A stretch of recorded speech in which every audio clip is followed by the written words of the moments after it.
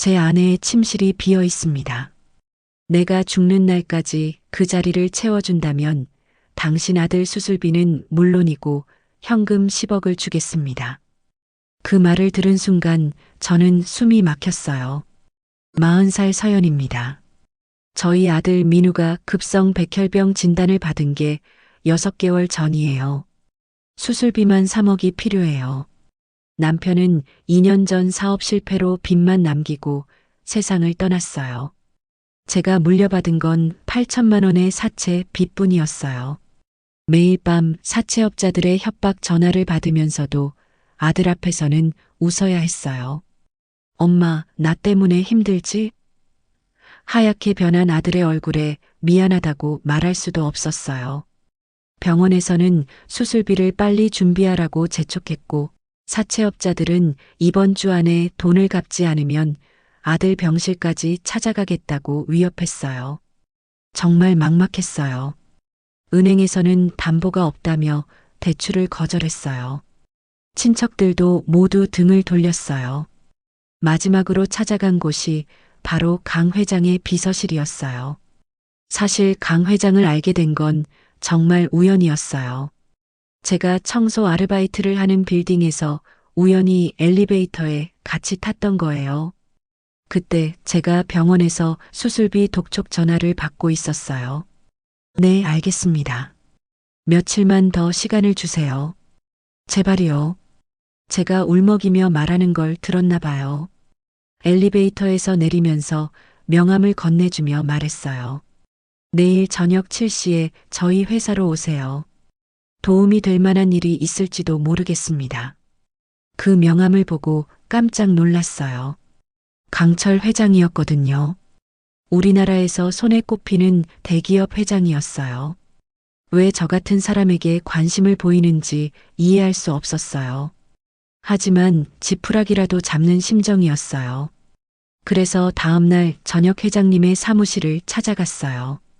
회장실에 들어서자마자 압도됐어요. 거대한 책상, 값비싼 그림들, 그리고 도시 전체를 내려다보는 통유리창이 있었어요. 강 회장은 60대 중반 정도로 보였어요. 하얀 머리에 날카로운 눈빛을 가진 분이었어요.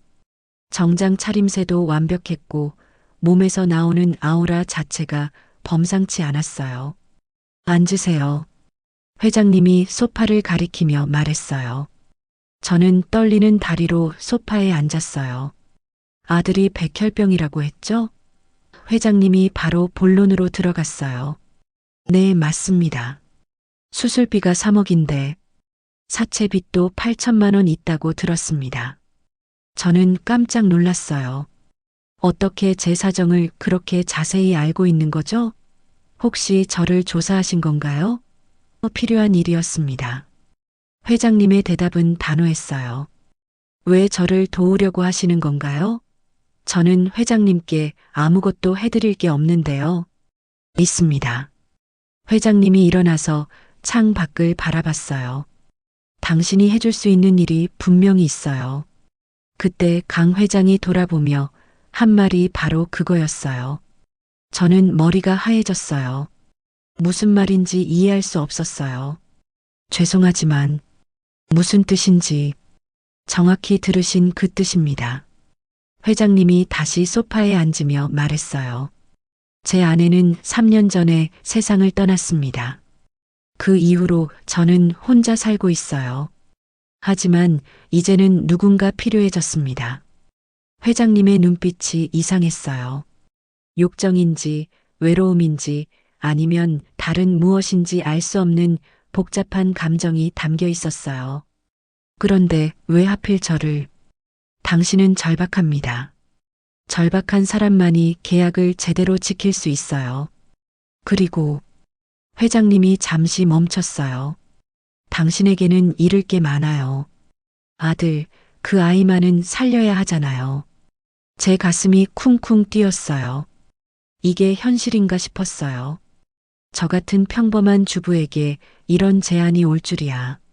시간을 드릴게요. 하루만 생각해 보세요. 회장님이 말했어요. 하지만 내일까지만입니다.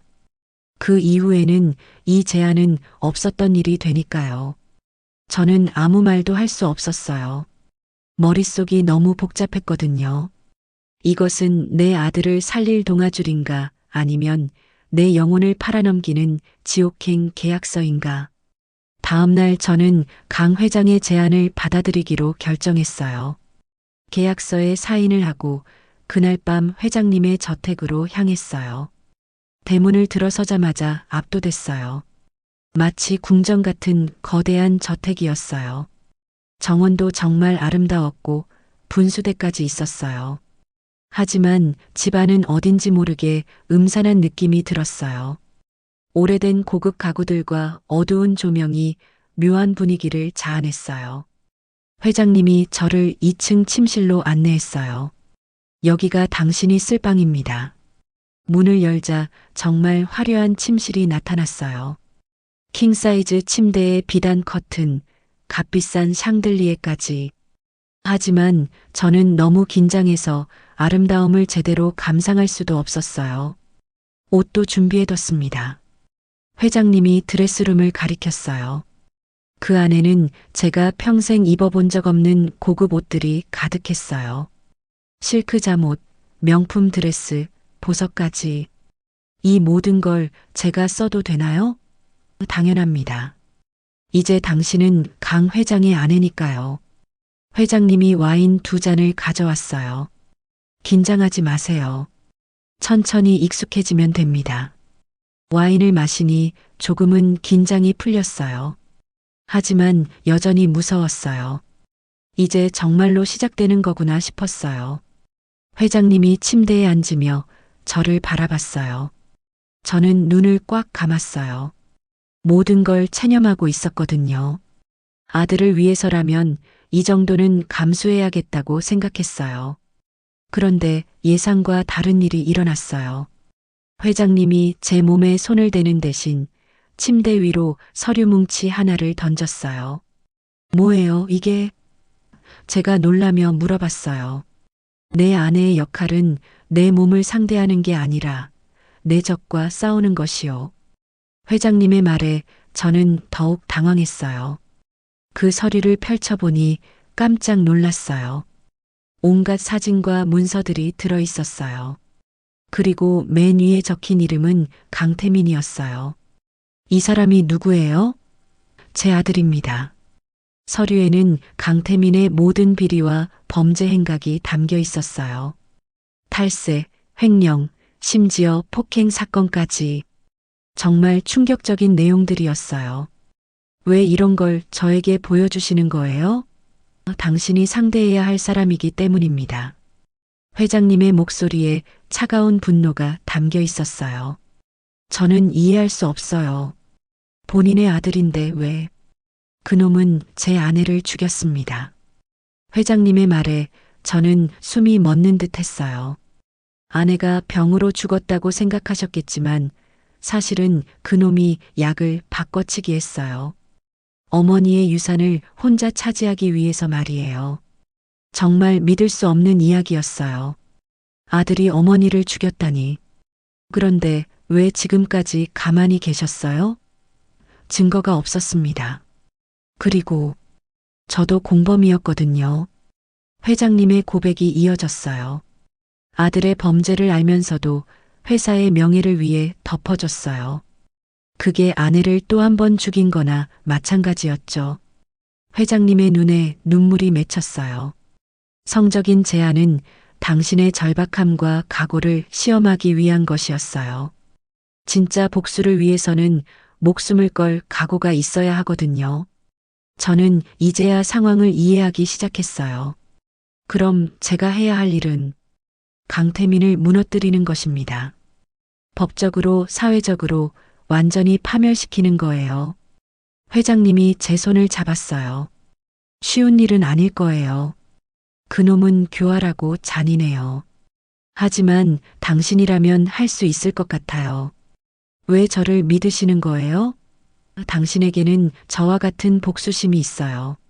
세상이 불공평하다고 느끼는 그 마음, 그게 가장 강력한 무기가 될 거예요. 그날 밤 저는 잠을 이룰 수 없었어요. 제가 생각했던 것과 완전히 다른 상황이었거든요. 그는 내 몸을 사려던 게 아니었다. 내 인생을 건 복수의 칼날을 고용하려던 것이었다. 며칠 후 강태민이 저택에 나타났어요. 아버지의 새로운 여자가 나타났다는 소식을 듣고 찾아온 거예요. 저는 거실에서 우아하게 차를 마시고 있었어요. 회장님이 가르쳐 준 대로요. 아버지는 어디 계시죠? 강태민이 들어서자마자 물어봤어요. 정말 잘생긴 남자였어요. 키도 크고 옷도 멋지게 입었어요. 하지만 눈빛이 이상했어요. 사람을 벌레 보듯 하는 차가운 시선이었어요. 회의 중이세요. 곧 오실 거예요. 제가 차분하게 대답했어요. 당신이 그 여자군요. 강태민이 저를 위아래로 훑어봤어요. 정말 불쾌한 시선이었어요. 아버지 취향이 많이 바뀌셨네요. 예전에는 젊고 예쁜 여자를 좋아하셨는데 명백한 모욕이었어요. 하지만 저는 화내지 않았어요. 회장님이 말했거든요. 감정을 드러내면 약점이 된다고. 앉으세요. 차 한잔 하시죠. 제가 미소를 지으며 말했어요. 차라고요? 아버지 여자와? 강태민이 비웃었어요. 저는 품격이 있는 사람하고만 차를 마십니다. 정말 기가 막혔어요. 하지만 저는 참았어요. 대신 제가 준비한 한마디를 던졌어요. 도련님, 지난번 호텔 사건은 잘 해결되셨나요? 강태민의 얼굴이 순간 굳어졌어요. 뭐라고요? 아, 죄송해요. 제가 실수했나 봐요. 저는 모른 척 했어요. 하지만 강태민은 이미 경계심을 드러내고 있었어요. 당신이 뭘 알고 있는 거죠? 저는 아무것도 모르는 평범한 여자예요. 제가 순진하게 웃었어요. 그런데 강태민의 눈빛이 변했어요. 처음에는 저를 무시했는데 이제는 경계하고 있었어요. 흥미로운 여자네요. 강태민이 소파에 앉으며 말했어요. 아버지가 어떤 여자를 데려왔나 궁금했는데 실망시켜드려서 죄송해요. 제가 차를 따라주며 말했어요. 전혀 실망스럽지 않은데요. 강태민이 제 손목을 잡았어요. 오히려 흥미진진해요. 정말 소름 끼치는 미소였어요. 겉으로는 신사적으로 보이지만 속은 완전히 다른 사람이었어요. 도련님, 아프네요. 제가 손목을 빼려고 했어요. 아프다고요? 이 정도로? 강태민이 더 세게 잡았어요. 당신 같은 여자들은 이런 게 좋은 거 아닌가요? 정말 사이코패스 같았어요. 그때 회장님이 들어오셨어요. 태민아, 뭘 하는 거냐? 아, 아버지. 새 어머니와 인사를 나누고 있었어요. 강태민이 제 손목을 놓으며 말했어요. 인사치고는 좀 과했던 것 같은데. 회장님이 날카로운 눈빛으로 아들을 봤어요. 죄송합니다. 제가 너무 친근하게 굴었나 봐요. 강태민이 가식적으로 사과했어요. 태민아, 서연 씨는 이제 이 집의 안주인이다. 예의를 지켜라. 회장님의 목소리에 경고의 뜻이 담겨 있었어요. 물론입니다.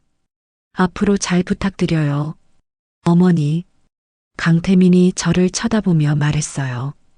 그 말 속에 담긴 조롱과 위협을 느낄 수 있었어요. 강태민이 떠난 후 회장님이 말했어요. 어떤 느낌이었나요?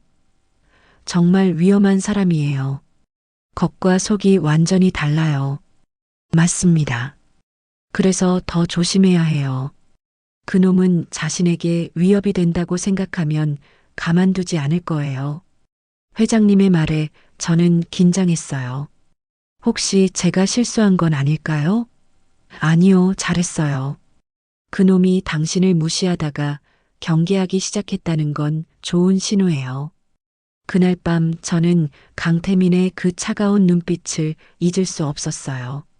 그는 순한 양을 사냥하러 왔다고 생각했겠지만 자신이 마주한 것이 맹수의 함정이라는 사실은 아직 깨닫지 못했다. 그 후 회장님이 저에게 본격적인 교육을 시작했어요. 경영학, 법률, 심리학까지 정말 다양한 분야를 배웠어요. 복수는 감정으로 하는 게 아니에요. 철저한 계획과 준비가 필요해요. 회장님이 매일 저에게 가르쳐 주셨어요. 처음에는 너무 어려웠어요. 제가 고등학교밖에 안 나왔거든요. 하지만 아들을 생각하니까 포기할 수 없었어요. 그리고 놀랍게도 저에게는 그런 재능이 있었나 봐요. 회장님도 깜짝 놀라실 정도로 빠르게 습득했어요. 당신은 정말 특별한 사람이에요. 회장님이 칭찬해 주셨어요. 머리도 좋고 집중력도 뛰어나요. 그동안 기회가 없었을 뿐이에요. 몇 달이 지나면서 저는 완전히 달라졌어요. 옷차림부터 말투, 걸음걸이까지 회장님이 데려온 전문가들이 저를 철저히 교육했어요. 에티켓, 와인, 골프까지 정말 상류층 여자가 알아야 할 모든 것들을 배웠어요. 거울을 볼 때마다 깜짝 놀랐어요. 6개월 전에 제가 아니었거든요. 자신감도 생기고 품격도 생겼어요. 이제 준비됐어요. 회장님이 말씀하셨어요. 태민이에게 첫 번째 타격을 가해볼까요? 제 가슴이 뛰기 시작했어요. 드디어 진짜 복수가 시작되는 거구나 싶었어요. 회장님이 계획을 설명해 주셨어요. 강태민이 추진하고 있는 중요한 프로젝트가 있었어요. 해외 투자 유치건이었는데 성사되면 그의 입지가 크게 강화될 거라고 했어요. 그 계약을 무산시킬 거예요. 어떻게요? 당신이 직접 투자자들을 만나서 진실을 말하는 거예요. 드디어 실전에 나설 날이 왔어요. 고급 호텔에서 열리는 투자 설명회였어요. 저는 회장님의 아내 자격으로 참석했어요. 정말 긴장됐지만 동시에 짜릿했어요. 강태민이 저를 봤을 때 표정이 일그러지는 게 보였어요. 분명 방해하러 온 걸 눈치챈 거예요. 하지만 이미 늦었어요. 저는 해외 투자자들과 유창한 영어로 대화를 나누고 있었거든요. 회장님이 가르쳐 준 대로요. 강태민 상무의 과거 행적에 대해 알고 계신가요? 제가 투자자들에게 조심스럽게 물어봤어요. 그들의 표정이 변했어요. 어떤 행적 말인가요? 투명성에 문제가 있었던 몇 가지 사건들이 있었어요. 저는 준비한 자료들을 보여줬어요. 강태민의 비리 증거들이었어요. 투자자들이 수군거리기 시작했어요. 강태민이 다급하게 달려왔어요. 어머니, 뭘 하시는 거예요? 아들이 성공하길 바라는 어머니의 마음이에요. 제가 의미심장하게 웃었어요. 투명한 거래가 되어야 모두에게 좋잖아요. 강태민의 얼굴이 새하얗게 변했어요. 결국 그날 계약은 무산됐어요. 투자자들이 리스크를 우려해서 철수한 거예요. 완벽했어요. 회장님이 칭찬해 주셨어요. 태민이가 얼마나 당황했는지 봤나요? 저는 정말 뿌듯했어요. 첫 번째 복수가 성공한 거였거든요. 하지만 강태민은 그냥 당하고만 있지 않았어요. 며칠 후 끔찍한 전화를 받았어요. 아들이 위험해요. 병원에서 온 전화였어요. 급하게 병원으로 달려가니 민우가 의식을 잃고 있었어요. 갑자기 이상한 증상을 보이기 시작했어요. 의사가 말했어요. 그때 병실에 강태민이 나타났어요. 안녕하세요, 어머니. 정말 소름 끼치는 미소를 지었어요. 혹시 무슨 일이신가요? 아들이 갑자기. 아, 그러게요. 정말 안타깝네요. 강태민이 가짜 걱정스러운 표정을 지었어요. 병원에서는 원인을 모르겠다고 하던데요. 그 순간 알아챘어요. 이게 강태민의 복수라는 걸. 설마 제가 뭘 했다고 생각하시는 건 아니겠죠? 강태민이 비웃었어요. 저는 그냥 병문안을 온 효자일 뿐인데요. 정말 악마 같은 놈이었어요. 자신의 범죄는 숨기면서 무고한 아이를 위협하다니. 원하시는 게 뭐예요? 제가 이를 갈며 물었어요. 간단해요. 더 이상 저를 방해하지 마세요. 그럼 아드님도 안전할 거예요. 강태민이 귀에 속삭였어요. 만약 계속 방해한다면 아드님의 치료가 어떻게 될지는 보장할 수 없어요. 정말 절망적이었어요. 겨우 첫 번째 승리를 거뒀는데 이런 식으로 발목을 잡히다니. 회장님께 전화를 드렸어요. 태민이가 민우를 위협하고 있어요. 알겠습니다. 바로 갈게요. 회장님이 병원에 도착하자마자 말씀하셨어요. 걱정하지 마세요. 이런 일이 있을 걸 예상하고 준비해뒀어요. 뭘 준비하셨다는 거예요? 조력자를 소개해 드릴게요. 회장님이 한 여성을 데려왔어요. 40대 중반 정도로 보이는 우아한 여성이었어요. 소개합니다. 김지영 변호사예요. 안녕하세요.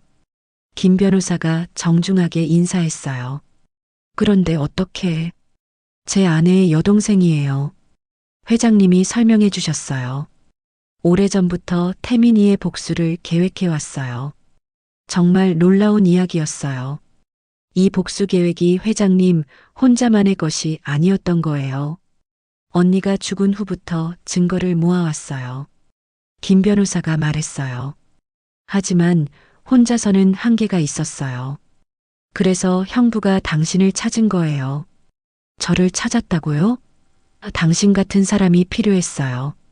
절박하면서도 용기 있는 사람 말이에요. 김 변호사의 설명을 들으니 모든 게 이해됐어요.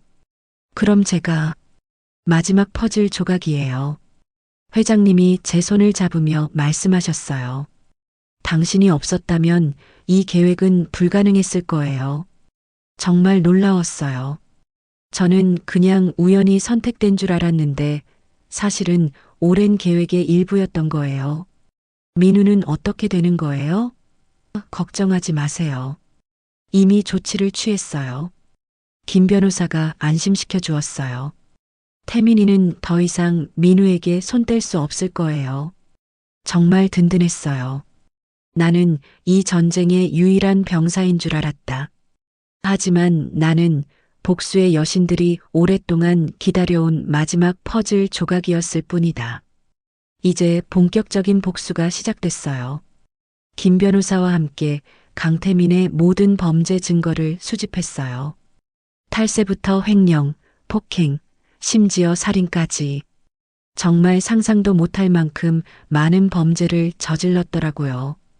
이 정도면 무기징역도 가능해요. 김 변호사가 말했어요.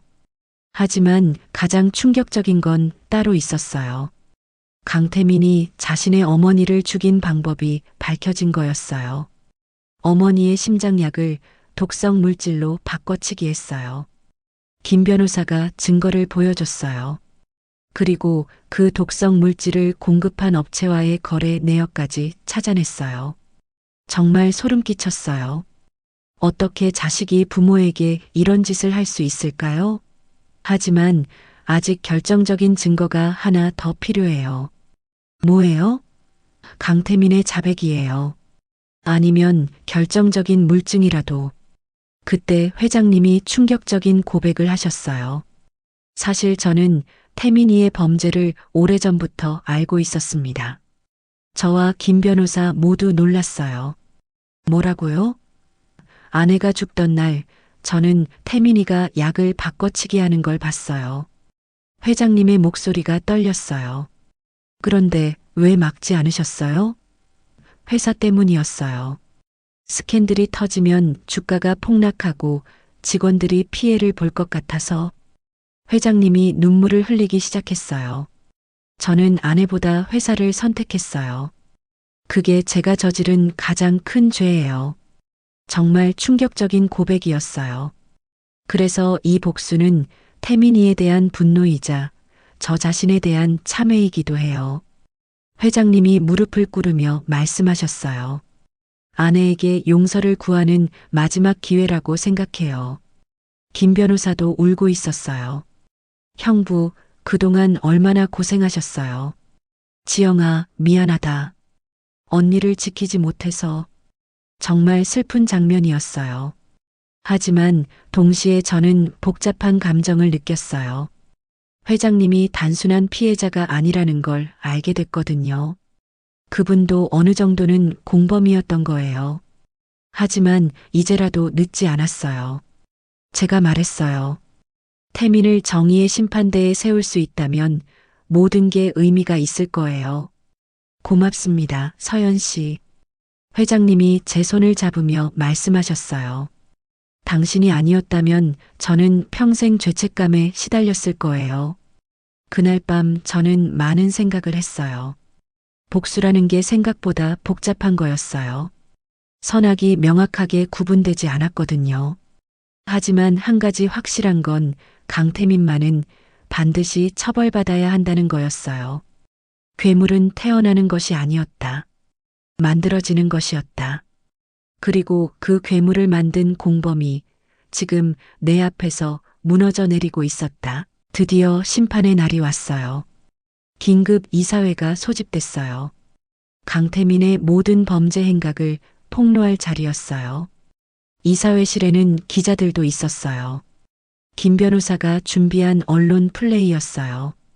저는 검은색 정장을 입고 당당하게 걸어 들어갔어요. 6개월 전에 그 초라한 여자가 아니었어요. 이제 저는 진짜 여왕이 된 기분이었어요. 강태민이 저를 보더니 비웃었어요. 오늘도 연기하러 오셨나요? 연기는 당신이나 하세요. 제가 차갑게 대답했어요. 오늘은 진실만 이야기할 거니까요. 강태민의 얼굴이 굳어졌어요. 저는 마이크 앞에 섰어요. 안녕하세요. 강철 회장의 부인 서연입니다. 그리고 강태민의 모든 범죄를 하나씩 폭로하기 시작했어요. 강태민 상무는 지난 5년간 회사 자금 200억을 횡령했습니다. 이사회실이 술렁였어요. 또한 어머니를 살해한 페르나입니다. 기자들의 카메라 플래시가 터졌어요. 강태민이 벌떡 일어났어요. 거짓말입니다. 증거도 없으면서. 증거라고요? 저는 준비한 서류들을 꺼냈어요. 여기 모든 게 다 있어요. 강태민의 얼굴이 창백해졌어요. 김 변호사가 일어나서 증거들을 하나씩 설명했어요. 은행 거래 내역, CCTV 영상, 심지어 독성 물질 공급업체와의 통화 녹음까지. 이 모든 증거들이 강태민 상무의 범죄를 입증합니다. 이사회실은 완전히 아수라장이 됐어요. 기자들은 질문을 쏟아냈고 이사들은 충격에 빠져 있었어요. 강태민이 마지막으로 발악했어요. 이건 음모예요. 저 여자가 아버지를 조종해서. 조종이라고요? 회장님이 일어나셨어요. 내가 모든 걸 계획한 거다. 태민아, 너는 더 이상 내 아들이 아니다. 회장님의 선언에 강태민이 완전히 무너졌어요. 아버지, 제발. 내 어머니에게 용서를 빌어라. 회장님이 마지막으로 말씀하셨어요. 결국 강태민은 경찰에 연행됐어요. 수많은 카메라 플래시를 받으며 수갑을 찬 채로 끌려가는 모습이 정말 처절했어요. 저는 그 모습을 지켜보며 복잡한 감정을 느꼈어요. 통쾌하기도 했지만 한편으로는 씁쓸하기도 했어요. 이 모든 일이 정말 끝난 걸까요? 며칠 후 회장님이 병원에 입원하셨어요. 오랜 스트레스와 죄책감이 몸을 망가뜨린 거였어요. 서연 씨, 고마웠습니다. 회장님이 제 손을 잡으며 말씀하셨어요. 덕분에 아내에게 용서를 구할 수 있었어요. 회장님, 이제 제 역할은 끝났어요. 남은 건 당신이 처리하세요. 회장님이 미소를 지으시며 조용히 눈을 감으셨어요. 수많은 카메라 플래시 속에서 한 남자의 제국은 무너졌고 한 여자의 지옥은 끝이 났다. 회장님의 장례식 후 변호사가 유언장을 읽어줬어요. 모든 재산을 저에게 물려준다는 내용이었어요. 수천억 원의 재산이었어요. 하지만 저는 예상과 다른 선택을 했어요. 아들 수술비와 10억을 제외한 모든 재산을 사회에 환원하기로 한 거예요. 정말 그러실 건가요? 김 변호사가 놀라며 물어봤어요. 네, 이게 회장님이 원하셨던 일이에요. 저는 회장님이 남긴 마지막 편지를 읽어줬어요. 진정한 복수는 파멸이 아니라 그가 망가뜨린 것을 바로 세우는 것이요. 그 편지를 읽고 결심한 거였어요. 가정폭력 피해 아동지원재단을 설립했어요. 강태민 같은 괴물들에게 피해를 받는 아이들을 돕기 위해서요. 민우도 수술을 무사히 마치고 건강해졌어요. 이제 저희는 평범하지만 행복한 일상을 살고 있어요. 재단 일을 하면서 많은 아이들을 도와주고 있고 민우는 학교에 다니며 친구들과 뛰어놀고 있어요. 가끔 회장님 생각을 해요. 복수를 끝낸 후에 그 평화로운 표정을 말이에요. 아마 천국에서 부인과 재회하셨을 거예요. 강태민은 법정에서 무기징역을 선고받았어요. 더 이상 누구에게도 해를 끼칠 수 없게 됐죠. 김 변호사는 재단에서 함께 일하고 있어요. 언니의 뜻을 계속 이어가겠다고 하시더라고요. 저는 이제 깨달았어요. 가장 완벽한 복수는 상대를 똑같이 물들이는 것이 아니라 그가 만든 잿더미 위에서 누구보다 찬란한 꽃을 피워내는 것인지도 모릅니다. 오늘 이야기가 여러분의 마음에 깊은 울림을 주었다면 구독과 좋아요로 응원을 보내주세요. 여러분의 따뜻한 마음이 더 좋은 이야기를 만드는 가장 큰 힘이 됩니다.